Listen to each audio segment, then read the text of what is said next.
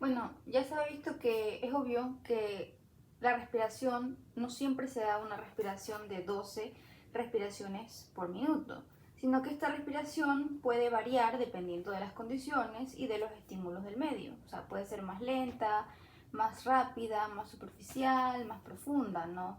Entonces, esto es debido a que el grupo respiratorio ventral es muy susceptible a la influencia de otros estímulos, ¿no? Eso ya lo habíamos visto, que era el grupo respiratorio dorsal y mandaba señales a través de dos centros, ¿no? Bueno, entonces hablábamos de dos centros, ¿no? Un centro quimiosensitivo con ciertos receptores quimiosensitivos y un grupo respiratorio pontino.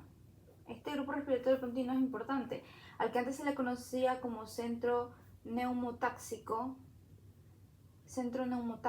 y este modifica el ritmo en que el grupo respiratorio ventral actúa.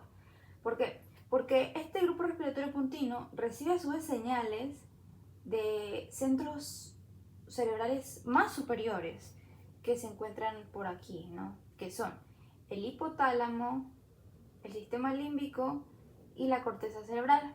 Entonces, al recibir estos estímulos, él va a su vez enviar señales para estimular al grupo respiratorio ventral y al grupo respiratorio dorsal, quien a su vez estimulará al grupo respiratorio ventral. No, entonces cuando actúa sobre ambos y produce señales para ambos, eh, el bulbo raquídeo puede acelerar o demorar la respiración, ¿no? Y puede cambiar dependiendo de las condiciones. Por ejemplo, puede variar si se está haciendo ejercicio, puede variar ante emociones fuertes, puede variar ante el llanto, etcétera, o incluso regular la respiración durante el sueño, ¿no? Entonces el grupo respiratorio continuo es adaptable, ¿no? Y puede actuar sobre estos centros, puede acelerar o demorar el proceso de inspiración-expiración, porque recibe de centros superiores y de aquí manda señales a ambos que puede atrasar o retrasar la inspiración. ¿No? Entonces, ¿cómo se controla toda esta estimulación de la respiración? Pues no solo están estos, ¿no? Pues estos de aquí, estos centros respiratorios, a su vez reciben otros estímulos. No solo están estos estímulos, centros respiratorios superiores, no solo están ellos. Están otros estímulos externos que pueden modificar la funcionalidad de estos centros respiratorios y que a su vez van a tener influencia sobre los centros respiratorios ventral y dorsal, que a su vez mandarán señales a los centros integradores de la médula, que a su vez mandarán las señales diferentes a los músculos, que a su vez pueden o producir inspiración o expiración, ¿no? Entonces sabemos que existen, según el libro, 4 centros reguladores. El primero son los centros reguladores centrales, o se le llama quimioreceptores centrales. Estos son los primeros. Entonces, los quimioreceptores centrales son los que ya habíamos hablado. Son estos de aquí, ¿no? Bueno, antes de esto, me salté algo. Quería hablar acerca de que es obvio que se puede regular la respiración, ¿no? Entonces, y dependiendo de las condiciones, por ejemplo, en los ataques de ansiedad, lo que hay es una hiperventilación, ¿no? Es una hiperventilación. ¿Por qué? Porque tengo mi pulmón, ¿no? Bueno, tengo mi tráquea. Entonces entra más oxígeno y sale, o sea, entra mucho oxígeno, ¿no? Entonces, en la ansiedad, como existe una ventilación, una respiración acelerada, por lo tanto, yo ingreso oxígeno y ese oxígeno, como pasa poco tiempo en los pulmones, los alvéolos no tienen el tiempo suficiente para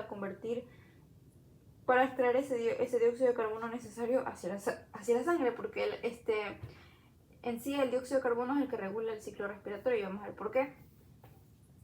Entonces, ¿qué pasa? Ese dióxido de carbono que quedaba en los alvéolos, pues va a salir bruscamente porque todo lo que saco es más dióxido de carbono que otra cosa. Entonces, todo lo que saco es más dióxido de carbono. Entonces, los niveles de dióxido de carbono en sangre disminuyen. ¿Y qué pasa si disminuyen? Pues hay alcalosis, lo que produce constricción de las arterias cerebrales, ¿no? Entonces estas arterias cerebrales se constriñen, o sea, se vuelven muy finitas, y cuando se vuelven muy finitas, pues lo que va a pasar es que la perfusión sanguínea en el encéfalo pues disminuye, y si disminuye no llega suficiente nutriente, suficiente oxígeno, y por lo tanto puede existir desmayo o mareo, entre otros. Entonces, ¿por qué es tan importante la concentración de dióxido de carbono en sangre? Pues ya vamos a ver luego que hay ciertos centros que regulan las concentraciones de oxígeno y dióxido de carbono, bueno, de las concentraciones de pH en el líquido cefalorraquídeo. Y toda esta concentración de líquido cefalorraquídeo, concentración de pH en el líquido cefalorraquídeo y a su vez el dióxido de carbono en sangre es lo que me va a determinar el ritmo respiratorio. ¿Por qué? Porque vemos que el dióxido de carbono es el principal regulador de la respiración. Entonces, hay centros respiratorios que están adyacentes a ciertas arterias, ¿no? Entonces, como sabemos que toda la respiración está controlada por centros nerviosos, entonces yo voy a hacer un esquema con una neurona aquí, con su respectivo astrocito, ¿no? Y con sus capilares, ¿no? Y aquí es el líquido encefalorraquídeo. O sea, a hacer de cuenta que esto que yo señalé acá es el líquido cefalorraquídeo. Toda esta zona de verde es el líquido cefalorraquídeo.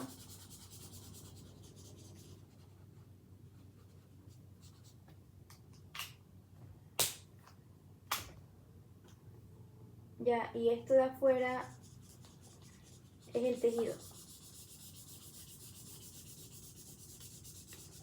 Entonces, ¿qué pasa? Sabemos que en la sangre hay hidrógenos, sí hay hidrógenos, también hay dióxido de carbono, pero más concentración de dióxido de carbono. Entonces, ¿qué pasa? El pH en tejido también se regula, ¿no? Y para regularlo necesito hacer que pase hidrógeno. Bueno, necesito hacer que pasen hidrógenos hacia acá, hacia acá. Necesito hacer que pasen hidrógenos hacia acá. Entonces, ¿qué pasa? El hidrógeno es muy pesado para hacer que pase hacia el líquido cefalorraquídeo. Es muy pesado. O sea, este es el espacio que existe entre el capilar, entre la neurona y entre el líquido cefalorraquídeo. No, esta es la neurona. O sea, la neurona está asociada al capilar y la neurona está encerrada en el líquido cefalorraquídeo. Me confundí. O sea, aquí está el líquido cefalorraquídeo. Bueno, el líquido cefalorraquídeo es lo de naranja. Es lo de naranja. Esto es el espacio de las neuronas. Es como dentro de las neuronas está. O sea, como dentro de las neuronas es su configuración. Esto es la parte interna de una neurona. Y esto de verde, la parte interna de la neurona. Y bueno, esto acá es el capilar, ¿no? Entonces hagan de cuenta que la neurona tiene capilares, ¿no? Está envuelta en capilares.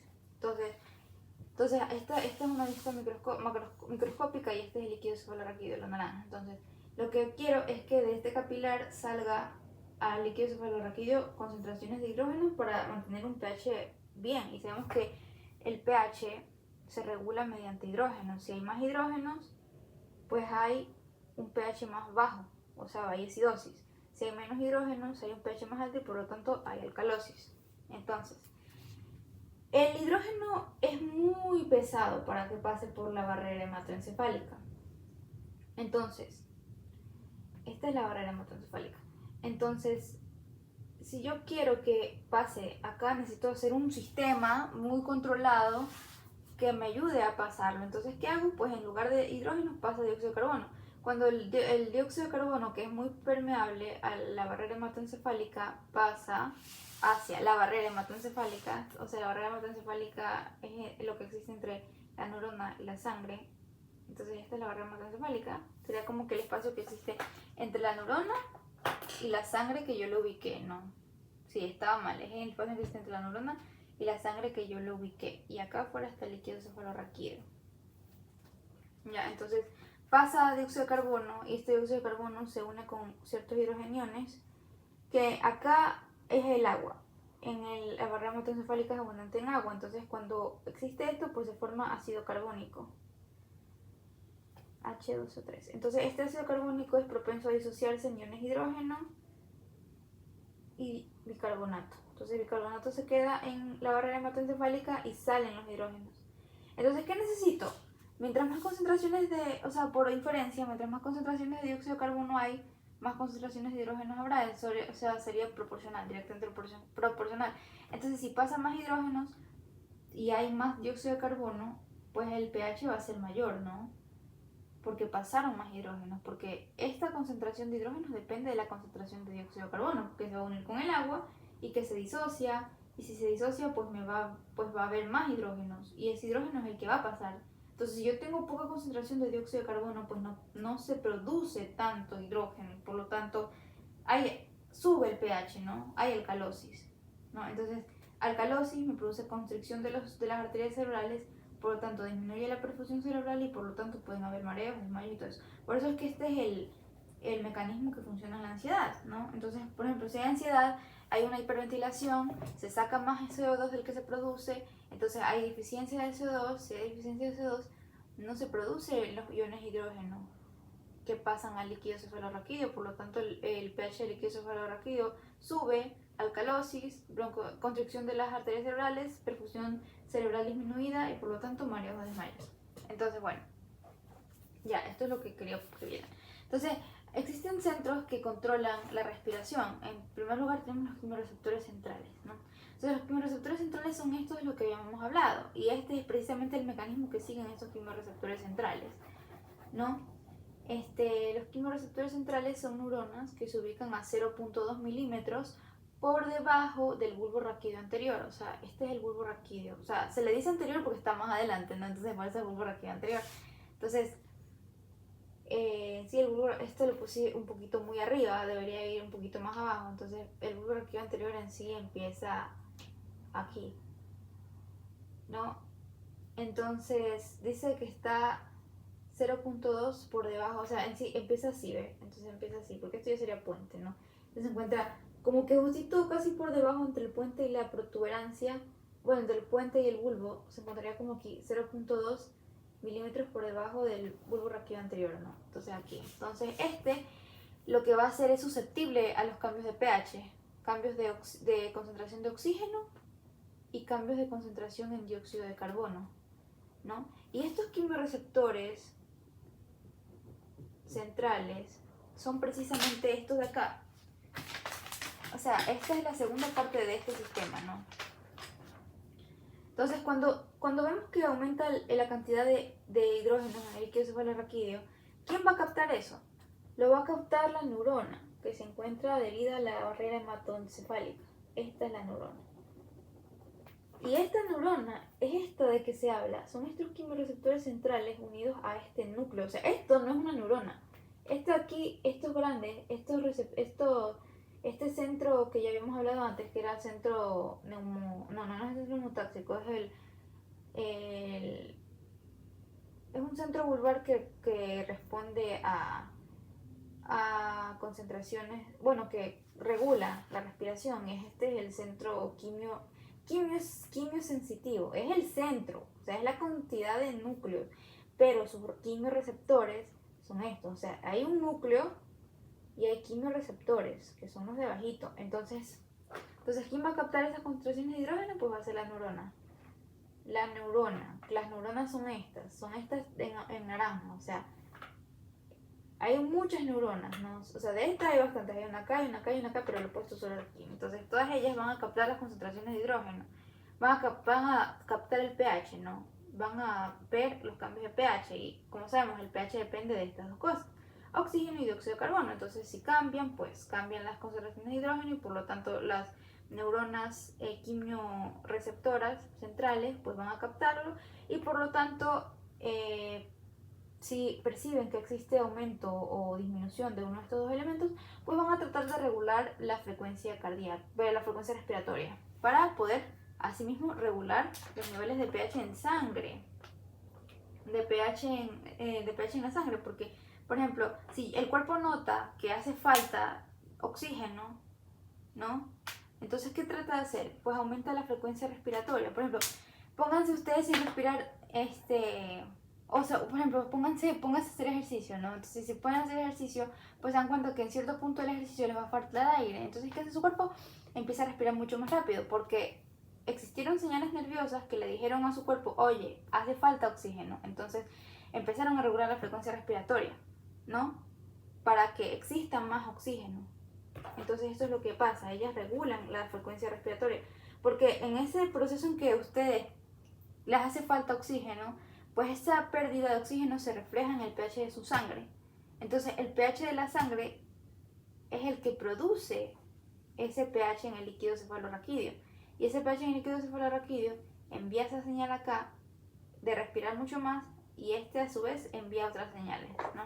Entonces, ¿qué pasa?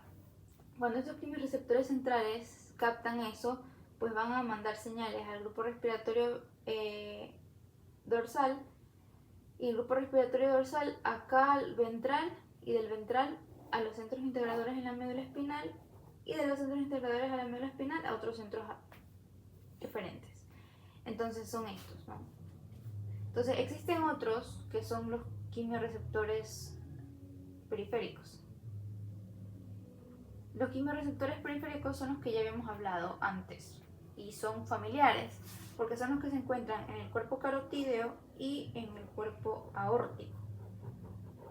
Entonces, los que se encuentran en el cuerpo carotídeo, que son estos, pues ellos van a mandar señales al grupo respiratorio dorsal ante los cambios de pH. O sea, todos ellos van a responder a cambios de pH, ¿no? Entonces, ellas perciben también el cambio en el pH porque sabemos que son las principales arterias que se ramifican de la aorta ascendente, bueno, de los grandes vasos. Entonces, al captar ese cambio en pH, pues mandan señales al grupo respiratorio dorsal y del respiratorio dorsal hacen sinapsis con estas neuronas y al hacer sinapsis, pues mandan señales al grupo respiratorio ventral y del grupo respiratorio ventral hacia acá a la médula, y pues envía señales a otros lugares. ¿Y cómo lo hace? O sea, lo hace, no es que esto se hace por osmosis ni nada, no, esto lo hace por el nervio vago. O sea, estas señales, decimos emitir señales, pero no decimos cómo. Entonces, ¿cómo lo hacemos? A través del nervio vago, ¿no? A través del nervio vago emite señales acá. Acá no decimos nada de emitir señales porque lo hacen por medio de estas neuronas. Estas neuronas pues solamente hacen, esas sí hacen sinapsis porque están cerquita. En cambio las de acá lo hacen por medio del nervio vago. Bueno, las que hacen por medio del nervio vago es el aórtico. Lo hace por nervio vago. El carotídeo lo hace por nervio glosofaríngeo. Ojo. Bueno, seguimos viendo. Ya desde las fibras sensitivas estos nervios entran al grupo raquídeo, hacen sinapsis con el grupo respiratorio dorsal. Eso ya lo vimos. Bueno, ya, ahora me habla de los receptores de estiramiento. Entonces, los receptores de estiramiento son otros. Receptores de estiramiento. Bueno, es por eso que se dice que también se regula la presión con esta, que el cuerpo carotídeo es un quimiorreceptor y el aórtico es un varoreceptor. No, si es quimiorreceptor lo hace mediante señales químicas y varoreceptor lo hace mediante señales de presión. Bueno, eso no entra en el estudio de acá, pero bueno, vamos a ver los receptores de estiramiento, ¿no? Entonces, vemos que en la tráquea se bifurca a bronquios principales a bronquiolos chiquitos, y de bronquiolos chiquitos a alveolos, ¿no? Entonces, ok, tenemos que acá están los pulmones, ¿no? Pero lo que no nos dicen es que estos bronquiolos, al terminarse en alveolos, y también los bronquios, ¿no? O sea, los que son más grandes, tienen músculo. Si nosotros revisamos la histología de el aparato respiratorio, pues vamos a percatarnos de que estos tienen músculo liso en sus paredes. Pero en sí, aparte del músculo liso que tienen en sus paredes, tienen filamentos de músculo liso que lo envuelven, o sea, son como cintitas que lo envuelven así. Busquen músculo liso en bronquiolos y van a ver. Entonces, estos de aquí, estos músculos lisos, pues van a captar, van a ser dependientes de una cosa, que va a ser el estiramiento de los pulmones. Entonces, si ellos perciben que los pulmones se estiran mucho más, o sea, que se llenan de aire, pues obviamente ellos también tienen que expandirse, ¿no? Porque lleno de aire, pues obviamente lleno ese aire para todas las vías respiratorias. Entonces, cuando lleno ese aire, ellas perciben esa dilatación. Entonces, cuando perciben esa dilatación, existe un punto en el que no se pueden dilatar más. ¿Qué pasa? Pues tiene que haber un mecanismo que frene eso. ¿Ya? Entonces, ahí es donde entra otra señal. Entonces, cuando ellas detectan que se han dilatado en abundancia, pues mandan señales a través de los nervios vagos también hacia el grupo respiratorio dorsal y le mandan señales que inhiban a las neuronas inspiratorias del grupo respiratorio ventral. O sea, señales que le digan, oye, ya me dilaté mucho, necesito volverme a contraer. Entonces, ellas, al recibir estas señales, las neuronas del grupo respiratorio dorsal, mandan señal al grupo respiratorio ventral que contiene a las neuronas inspiratorias y expiratorias, que eso ya lo hemos visto antes, ¿no? Por eso hay que revisar el video de configuración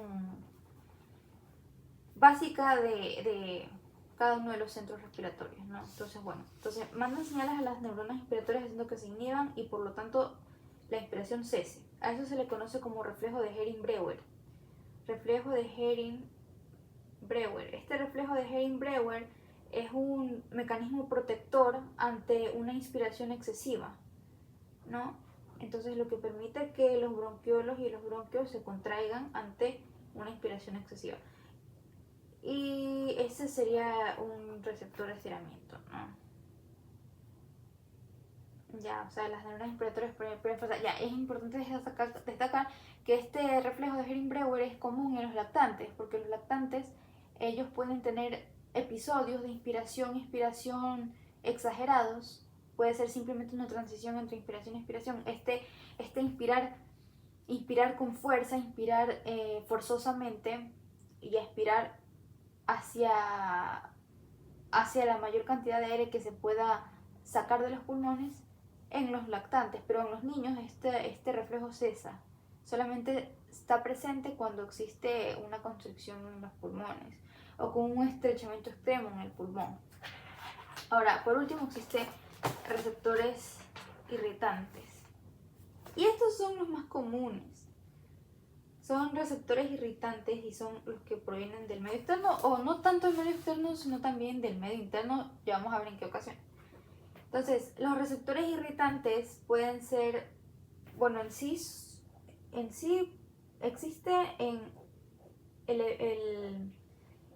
la histología del sistema respiratorio, existen células epiteliales en toda la mucosa respiratoria, ¿no? Entonces, en la mucosa respiratoria, estas células epiteliales tienen inclusiones de neuronas, tienen terminaciones nerviosas. Estas terminaciones nerviosas se difunden aquí, así.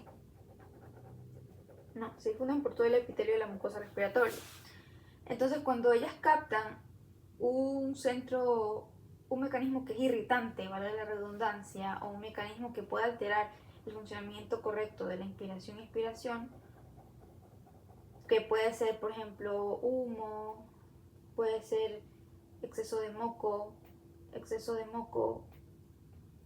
puede haber humo químico, puede ser polen, polvo, bueno, aire frío. Entonces ellos captan estos receptores estos mecanismos irritantes, por lo tanto envían esa señal al grupo respiratorio dorsal por los nervios vagos, acá, y lo que pasa es que va a disminuir o aumentar esa respiración dependiendo de... Bueno, y esta devuelve señales, bueno, a través de los vagos, y esta devuelve señales a los músculos respiratorios bronquiales. Entonces, de acá a los nervios vagos y de acá al grupo respiratorio ventral, y el grupo respiratorio ventral a la médula espinal, de la médula hacia afuera, hacia los músculos bronquiales,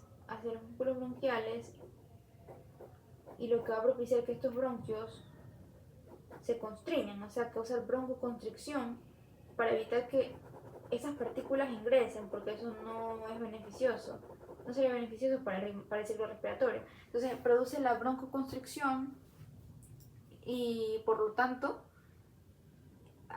pues se tiene una respiración mucho más disminuida, más pesada, más forzosa y trabajosa, ¿no? A esto se le conoce como respiración superficial, interrupción de la respiración, que es apnea o tos, ¿no? Entonces, así es el mecanismo.